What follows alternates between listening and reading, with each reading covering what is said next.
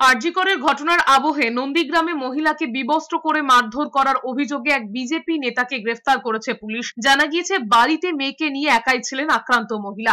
স্থানীয় কিছু দুষ্কৃতী রাতে বাড়িতে আচমকাই হামলা চালিয়েছে বলে অভিযোগ। হামলার পর মহিলাকে বিবস্ত্র করে মারধর করে দৌড় করানো হয়েছে বলেও অভিযোগ উঠেছে। মহিলার স্বামী লিখিতভাবে থানায় অভিযোগ দায়ের করেছেন। সেই অভিযোগের ভিত্তিতে স্থানীয় বিজেপির বুথ সভাপতি তাপস দাসকে গ্রেফতার করেছে নন্দীগ্রাম থানার পুলিশ। জানা গিয়েছে গত পঞ্চায়েত নির্বাচনের আগেই এই পরিবার বিজেপি ছেড়ে তৃণমূলে যোগদান করেছিল, কিন্তু পুনরায় বিজেপিতে ফেরার জন্য চাপ দেওয়া হচ্ছিল বলে তৃণমূল নেতৃত্বের অভিযোগ। শনিবার রাতে বাড়িতে একা থাকার সুযোগ নিয়েই হামলা চালানো হয়েছে বলে অভিযোগ। বিজেপির অভিযোগ, একটা পারিবারিক বিষয়কে রাজনৈতিক রং লাগিয়ে তৃণমূল তার রাজনৈতিক মাটি ফিরে পাওয়ার চেষ্টা করছে। এই ঘটনার সঙ্গে কোনো রাজনৈতিক যোগ নেই। এই ঘটনায় পুলিশ প্রশাসন তার আইন মাফিক কাজ করেছে।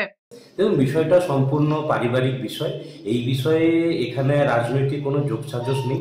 এখানে অলরেডি ওনার অভিযোগের ভিত্তিতে পুলিশ তার আইন মাফিক একজনকে অ্যারেস্টও করেছে।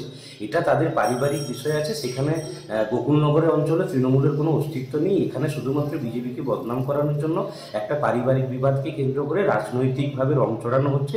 এটা সম্পূর্ণ উদ্দেশ্য প্রণোদিতভাবেই করা হচ্ছে।